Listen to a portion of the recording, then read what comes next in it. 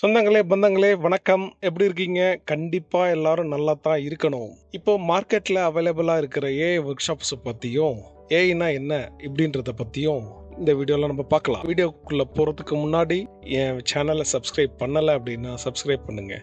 AI பத்தி பேசுறானே, video ஆட்டோமேட்டிக்கால subscribe ஆகும்னு நினைக்காதீங்க. நீங்க தான் சப்ஸ்கிரைப் பண்ணணும். வாங்க வீடியோல போலாம்.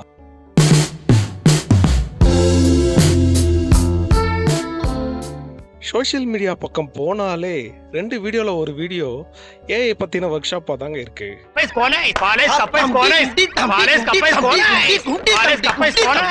ஐயோ 2 மணி நேரத்துல ஏஐ மாஸ்டர் ஆகலாம். எப்படிங்க? எப்படி 2 மணி நேரத்துல ஒரு டீ மாஸ்டரா கூட ஆக முடியாது. இன்னொரு ஆடு, இது கூட பரவாயில்ல. இன்னொரு ஆடு, ஜஸ்ட் 499 செலவு பண்ணுங்க, மாசம் 5 லட்சம் சம்பாதிக்கலாம். இல்ல, மாசம் 5 லட்சம் சம்பாதிக்க தெரிஞ்ச நீ இதுக்கு வீடியோ போட வந்திருக்க? அதுக்கப்புறம் கோடிங்லாம் தேவை கிடையாது, நேரம் ஏஐ படிச்சு பிஸ்தாயிடலாம். இந்த மாதிரி ஒரு ஒர்க் ஷாப். இந்த மாதிரி நம்ம மார்க்கெட்ல பாக்குறோமே, இவங்கெல்லாம் உண்மையிலே ஏஐ தான் சொல்லித்தராங்களா அப்படின்ற ஒரு கேள்வி நமக்கு வருதா இல்லையா? இவங்க நினைக்கிற மாதிரி ஏஐ வந்து ஒரு ஃப்ரீ சைஸ் டிஷர்ட் இல்லைங்க, யார் வேணாலும் போட்டுக்கிறதுக்கு. அதுக்கு கண்டினியூஸாக லேர்னிங் தேவைப்படுது. அதை பற்றின புரிதல் வேணும். ஏஐனா என்ன அப்படின்னு கேட்குறீங்களா? சொல்கிறேன், கண்டிப்பாக சொல்கிறேன். ஏஐங்கிறது ஒன்றும் இல்லைங்க, ஒரு கம்ப்யூட்டரை மனுஷன் மாதிரியே யோசிக்க வைக்கிறது. அது எங்கேருந்து சொன்னாலும் ஸ்டார்ட் ஆகலாம். அது எங்கேருந்து ஸ்டார்ட் ஆகும் தெரியுமா? நீங்கள் உங்கள் ஸ்மார்ட் ஃபோன் கிட்ட ஒரு மியூசிக் ப்ளே பண்ண சொல்கிறீங்க, இல்லை ஒரு அலாரம் வைன்னு சொல்கிறீங்க. இந்த மாதிரி இடத்துல இருந்தே அது ஸ்டார்ட் ஆகுது. இல்லை இன்னும் சொல்லணுன்னா, நீங்கள் ஒரு குழந்தைய ட்ரெயின் பண்ணுறீங்க. முதல்ல ஒரு குழந்தைக்கு என்ன தெரியும்? ஒன்றுமே தெரியாது இல்லையா? அப்பாவியாக இருக்கும்.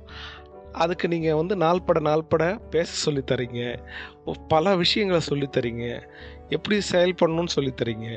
ஸோ ஒரு காலகட்டத்தில் அந்த குழந்தை என்ன பண்ணும்? வளர்ந்து பெரிய ஆளாகிடும். கரெக்டாக? அப்போது அதுக்கே நல்லது கெட்டதெல்லாம் தெரிய ஆரம்பிச்சிடும். இந்த நேரத்தில் ஒரு சிச்சுவேஷனில் என்ன முடிவு எடுக்கணும், ஒரு சிச்சுவேஷனில் எப்படி ரியாக்ட் பண்ணணும் அப்படின்ற எல்லா விஷயமும் அதுக்கு தெரியும். ஒரு கம்ப்யூட்டர் மனுஷனா யோசிக்க வைப்பீங்க. அதுக்கு என்னென்ன தேவை? அதுக்கு தேவையான டேட்டாஸ், ஃபோட்டோஸ், மியூசிக் எல்லாமே நம்ம கொடுத்துருவோம். நமக்கு எப்படி கொடுப்போம்? நமக்கு தெரிஞ்சதை நம்ம கொடுப்போம், இல்லைன்னா இன்டர்நெட்லேருந்து தான் எடுத்து கொடுப்போம்.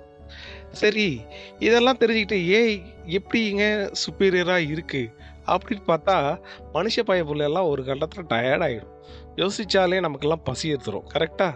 ஆனால் ஏஐ அப்படி கிடையாது. அது பாட்டுக்கு யோசிச்சுட்டு இருக்கோம், அது பாட்டுக்கு பதில் சொல்லிக்கிட்டே. டாபிக்கே வரேன்.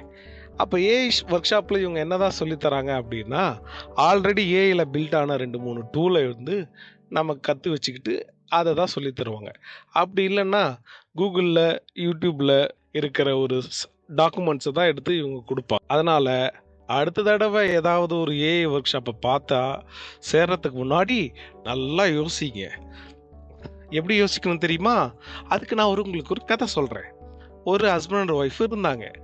கடவுள் அவங்க முன்னாடி வந்து அந்த ஒய்ஃப் கிட்ட சொல்கிறாங்க, உனக்கு நான் 3 வரம் தரேன், ஆனால் அதில் ஒரு கண்டிஷன். என்ன விஷயம் கேட்குறியோ அதே விஷயம் 100 மடங்கு உங்கள் வீட்டுக்காருக்கு கிடைக்கும் அப்படின்னு சொல்லிடுறாரு. இந்தம்மா நம்ம வீட்டுக்காரர் தானே, கிடைக்கட்டும் அப்படின்னு சொல்லிட்டு கடவுள்கிட்ட கேட்குது, நான் ரொம்ப அழகாக மாறணும் அப்படின்னு. இதோ சதாஸ்து அப்படின்னு கடவுள் என்ன பண்ணுறாரு? அழகாக மாற்றிடுறாரு. அவங்க புருஷன் இன்னும் 100 மடங்கு இவளை விட அழகாயிட்டாரு.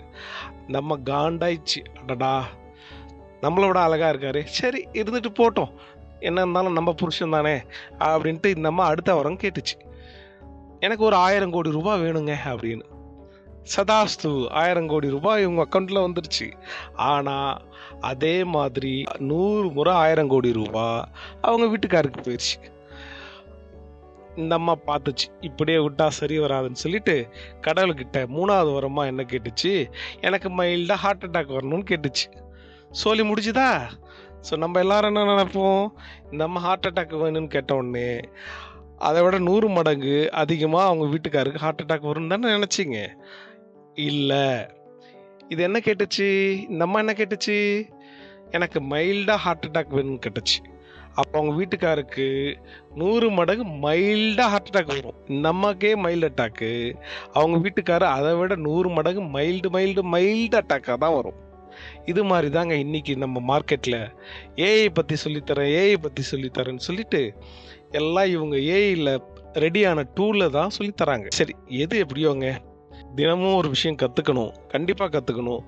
அதுலேயும் ஃப்யூச்சர் ஏஐயில் தான் இருக்குன்னு சொல்கிறாங்க. அப்படி இருக்கும்போது கண்டிப்பாக ஒரு கோடிங்கை கற்றுக்கிட்டு ஏஐ கற்றுக்கோங்க.